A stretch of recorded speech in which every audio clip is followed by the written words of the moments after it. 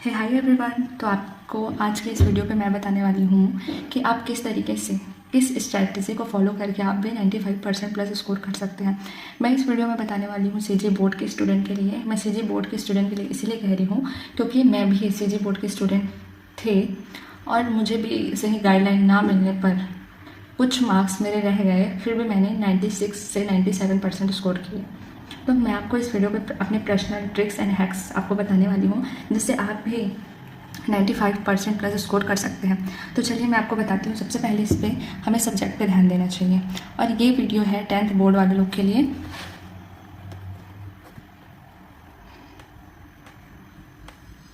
मैं आपको बताऊंगी इस वीडियो पे कि आप किस तरीके से मैनेज करें अपना सिलेबस, किस तरीके से आप समझें और किस रूटीन को फॉलो करें जिससे आप भी अपने बोर्ड्स में मार्क्स अच्छा कर सकते हैं।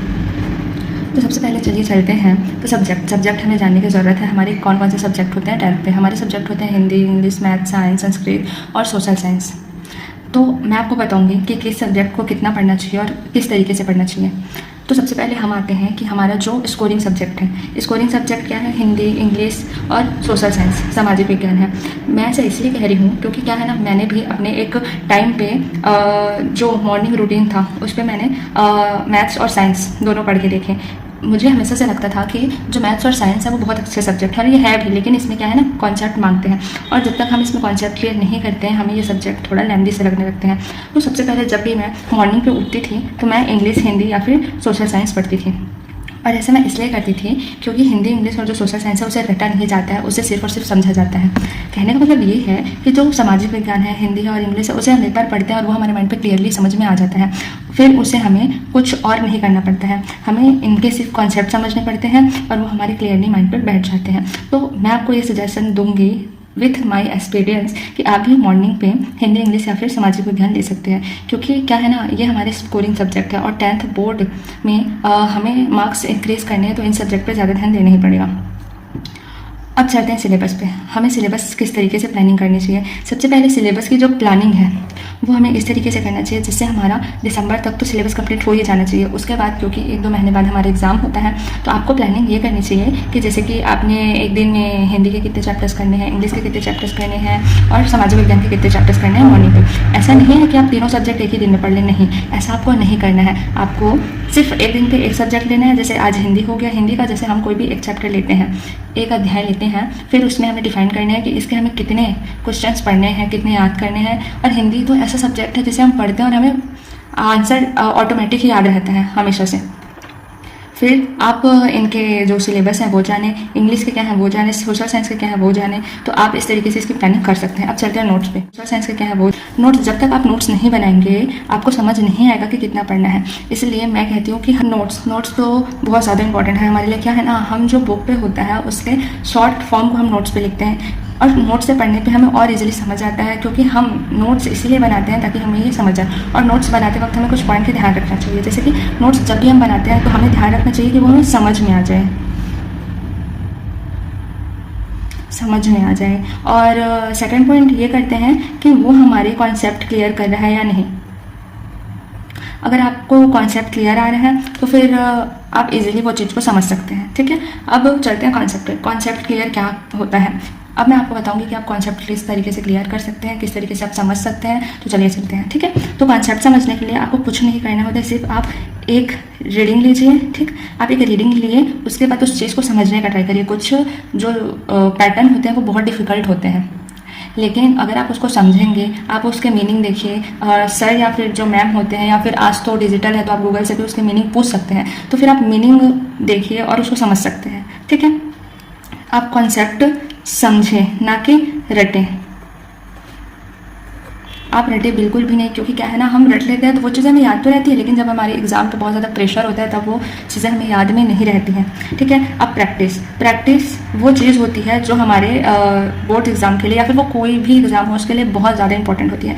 जब तक हम प्रैक्टिस करेंगे नहीं वो चीज़ें हमें नहीं आएंगी। जैसे कि अब मैं आपको बताती हूँ मैथ्स और साइंस के बारे में। मैथ्स और साइंस को हम किस तरीके से पढ़ सकते हैं।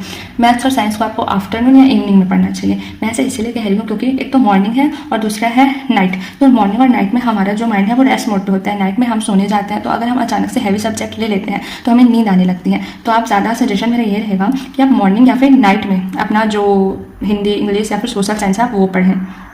ठीक है। और इवनिंग और आफ्टर जो आता है उस पर आप पढ़ सकते हैं मैथ्स या फिर साइंस। ये जो मैथ्स और साइंस होते हैं वो मोर प्रैक्टिस मांगते हैं, क्योंकि जब तक हम मैथ्स को बार बार सॉल्व नहीं करेंगे वो हमें बिल्कुल भी समझ नहीं आएंगे। इसलिए मेरा सजेशन ये है आपको कि आप कम से कम 20 टाइम्स एक क्वेश्चन को प्रैक्टिस कर ही लें। फिर अगर आप एक बार वो चीज़ें कर लेते हैं ना, तो फिर आपको दोबारा खुद में डाउट नहीं होता है कि मुझे फिर क्या करना चाहिए। मैंने अपने टाइम पर भी जब देखा था तो मैंने खुद में ये देखा कि मैं पढ़ तो लेती हूँ, मैंने चैप्टर कंप्लीट तो कर लिया, लेकिन मुझे लगता है मैंने पढ़ा ही क्या है। इसीलिए अगर आप एक टॉपिक भी ले रहे हैं तो आप उससे समझें और पढ़ें, ना कि आप चैप्टर कंप्लीट करने पे ध्यान दें। क्योंकि क्या है ना, हमारे माइंड पे प्रेशर होता है कि हमें चैप्टर्स कंप्लीट करने हैं, जल्दी कंप्लीट करने हैं, और उसके चक्कर में हम जल्दी जल्दी चैप्टर कंप्लीट कर लेते हैं और हमें कुछ समझ में ही नहीं आता। इसीलिए आप कॉन्सेप्ट समझें, चाहे वो वन टॉपिक हो, आप टॉपिक करके पढ़िए।